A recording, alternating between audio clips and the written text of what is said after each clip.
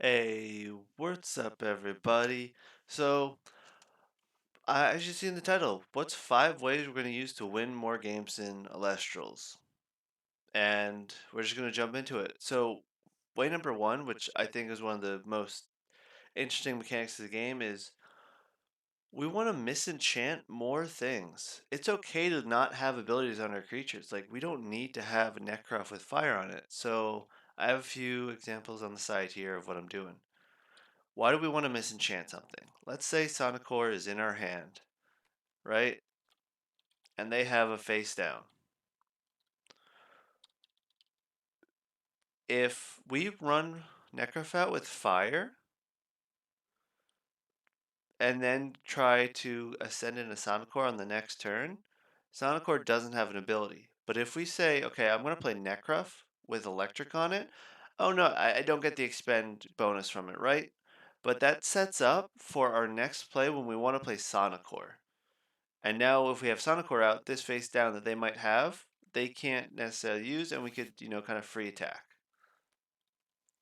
So we really want to kind of just more often misenchant things. Other examples, other than, setting up for our 2-drop when we have, mismatched things, right? If we want to misenchant something, what if we have in our hand Kindleo and Demeter, and they say have a Sonicor, some big scary thing on board, right? Well, we can play Demeter with 1 fire to misenchant it.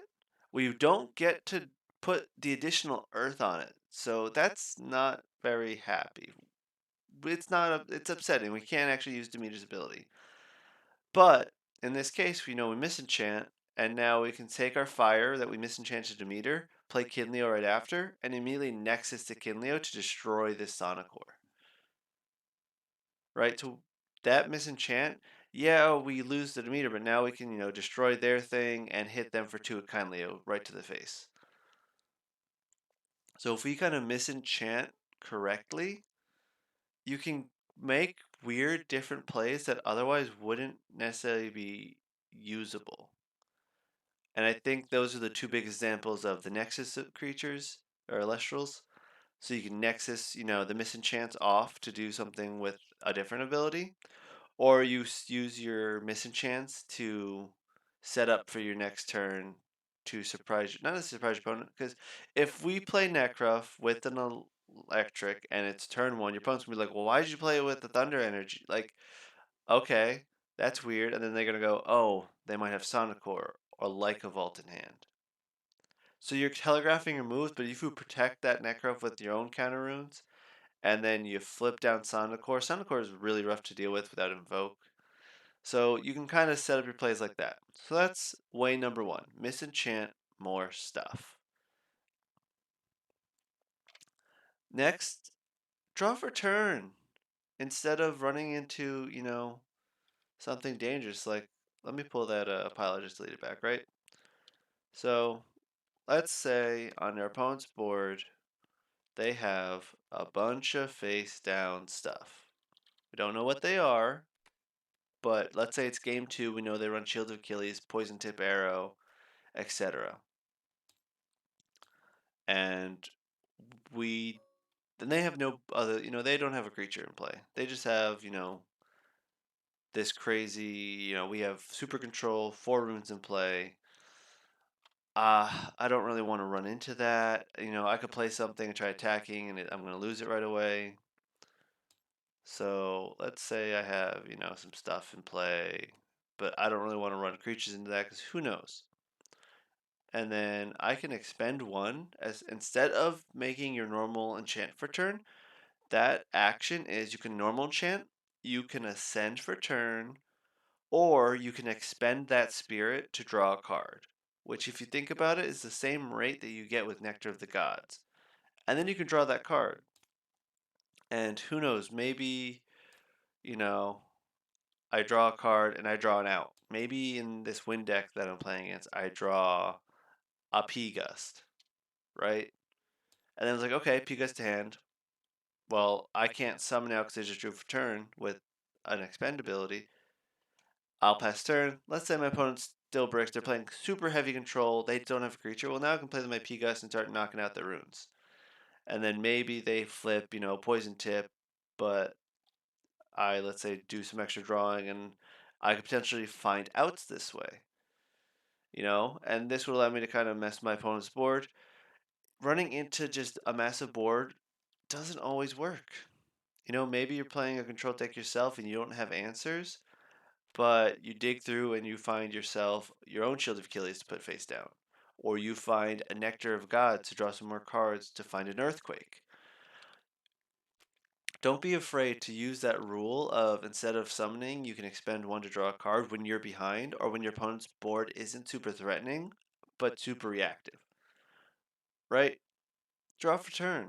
Like, it's a great way to try and get some more card advantage, to try to get ahead of your opponent through just getting proper interaction that you might need. If you're playing a control deck, it's super useful. You do have to be careful with expending too much against the aggro stuff. But that being said, you also don't want to be Nectar of Godding 3 times against an aggro deck, potentially as well. So play to your outs. Try to draw some extra cards. Don't just go, I'm doing nothing, not setting anything, not playing any runes, pass turn. If it's turn 1 or 2 and you have a rough turn 1 or 2, just draw the extra card. Expend one, draw a card. That's not a bad rate at all. So that's way number 2. Number 3, now that I have ALS out, this is very relevant. Expend smarter and enchant smarter. Now, you can say enchant smarter with my misenchant, yada yada, but in this case, I'm specifically referring to if I have a god, and almost every deck will be running one god for the Nexus hub and just ability, especially wind. If I go right away Aeolus and I stack all possible Elestral spirits onto it, right, and I use them to search out Nimbug. So now I go to get Nimbug, which is going to make me disenchant 1. Should we set that quick? So we disenchant 1 to play the Nimbug, and then we're going to expend 1 from Nimbug ability right away and go straight into Sirikun. So we're going to Nimkun right away. Not unheard of. We just spent 7 spirits for a Sirikun, and if they just go, okay, that's fine. Um, Thunderstorm or Tornado. Let me pull Thunderstorm out. If they just go, okay, cool, I'm going to Thunderstorm your Aeolus, well, you just lost all those spirits. Just poof, gone. So they just 2 for 3 your spirits, you know?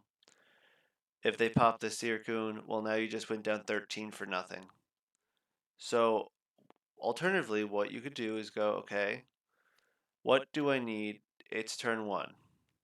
Instead of putting all 4, maybe you go, okay, it's early game. I just want to get my Nimbug out and then potentially have a Swirl It out. You could put Aeolus out on 2, 1 for the Nimbug and then use 1 to tutor an answer later, right? We don't need to drop all of our cards into play. We don't need to expend, especially if this is going against an aggro deck. If we expend 13 and they have, a bunch of draw power and do like eruption, and like Pandasin Eruption, which has happened to me quite a few times against Pandasin Eruption decks, that's 9, and we're at 4 against an aggro deck, we're dead. Like, there's almost no way we get around that. Like, that is so hard. And then if they have in their aggro deck a Shield of Achilles and we attack with our Stratomoth, we just lost everything. Like, there's no recovering from that. So you want to play a little bit slower with your gods. If, uh, we have a Demeter out, we don't need to Demeter for 3 every time. We could just put 2 on her. The wording's a little odd in this card, but the updated text makes more sense. You can do 1 to 3 enchants on her. If you're just using her to Nexus off of and do a combat trick, just do that. Nexus off, do a combat trick. Don't put all 3. You don't need to do all 3, especially in aggro matchups. If you just constantly stack your Hephaestus, your Demeter, your Poseidon, Aeolus, Zeus with full stacks every time, A, it would stink if they get tornadoed or thunderstormed, and B, you're expending way too much spirits for effects that you might not be able to use. especially with like Demeter or Zeus. If you're playing cards and you can't get a creature to stick, or you can't get above something, it could be a useless dead card in your hand that just soaked up a bunch of your spirits. So, yeah, you want to expend and supply your gods a bit better. That's all. You want to understand that. My next tip, number three, number four. Number four is try to understand your opponent's deck.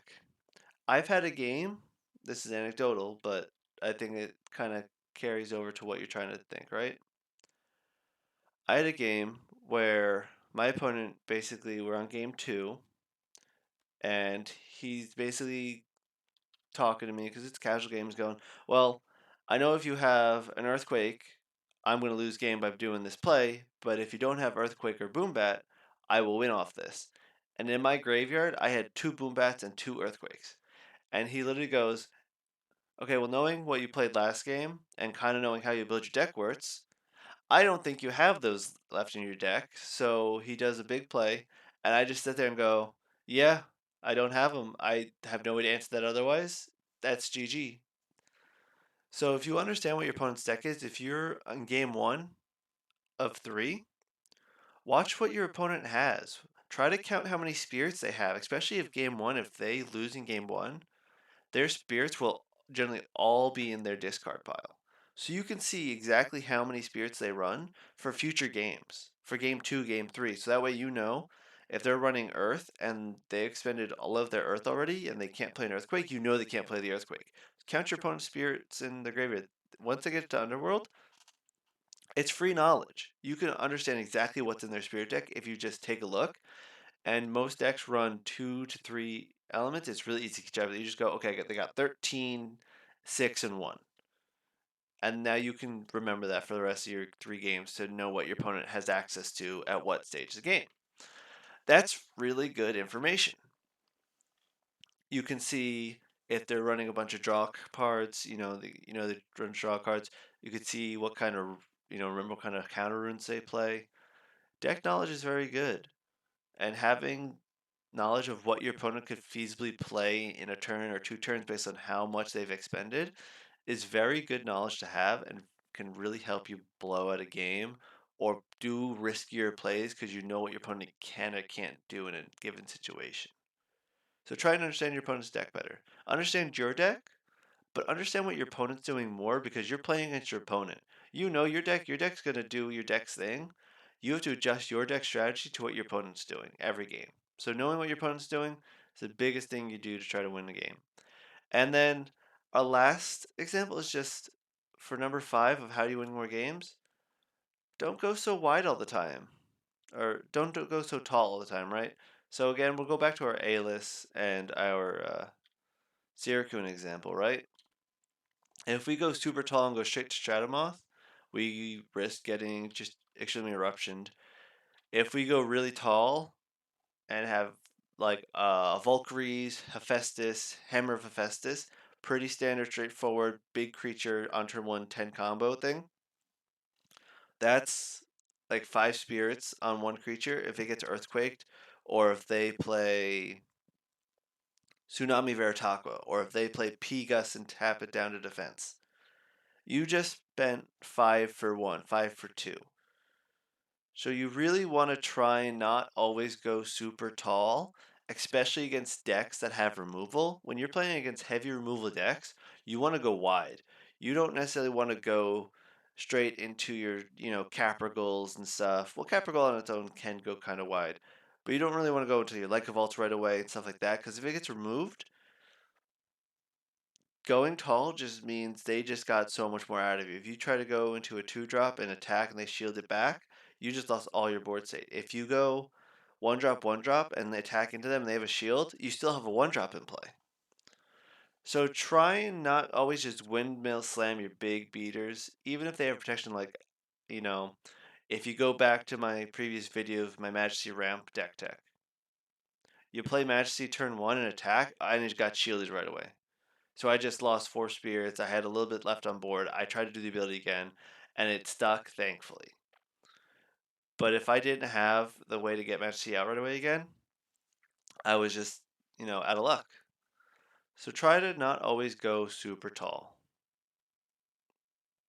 I think that's fairly straightforward. Just go wider when you know they have removal. When they have lots of runes in play, go wide. Play more smaller creatures. Yes, one of your small creatures might get knocked out, but at the same time, if they knock out one small creature, you still have one in play. I think that's fairly straightforward.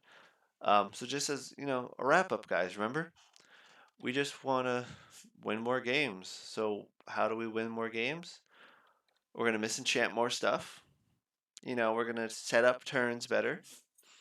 We're gonna draw for turn instead of running into clearly negative, states. Now you don't always want to draw every single time, but if they have a bunch of runes and you have outs to those runes, try going for the draw to get the out. You might lose a turn in a sense, but you're drawing an extra card, which gets you card advantage, which can get you back into a game. Expend smarter. Manage your gods better. Don't always just slam a windmill slam ALS 4 because if it gets removed, you just lost 3 to 4 spirits for nothing. You know, be careful about just throwing max amount of spirits on your gods every single time because then you might just be burning yourself out. Um, you want to understand your opponent's deck, especially in that game 2-3 scenario. Look at their spirit deck before they shuffle it back in for game 2. And if you're the player that is losing, maybe you concede when you still have 5 or 6 spirits left in your deck so your opponent doesn't get all the information. For all your opponent knows, you could be running a 3-color deck and your out was in fire and you didn't play any fire cards, so you never expended fire because you knew your out had to be a fire card. They wouldn't know going into game 2 that you have fire in your deck, you know?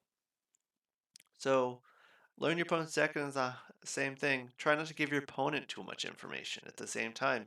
You want to keep things hidden. If you have a weird tech card that you don't need to play, don't play it until it's required to play the tech card. You want to hide your information to help win the game. And then last, don't just windmill slam big bodies and hope they stick. It's super fun to just go, all right, turn 1, I'm going to Nim Kun combo, and, turn 3, I get Stratamoth out, and turn 3, I go to attack, and you just shield it back to hand. Or you just go, okay, sure, I'll take 3, and then Earthquake it. It feels real rough that way. Just don't go like, bam, big beater, pass turn. It's gonna lose you so many games. Again, it's super fun, but you don't want to do it so much. But yeah, that's what I have for now. Guys, have any comments on this? Just let me know. Comment below, yell at me in Discord. I love talking to you guys in Discord. There's so many of you guys that DM me about decks and stuff. I love it. I love building decks. If you can subscribe here for me, ring that bell, cringe YouTube stuff, you know the drill. Uh, you know, if you have any questions, again, ask me. Check out my other videos. There should be a video link there, and my subscription button should be somewhere over there as well. Have a great one, guys. Peace.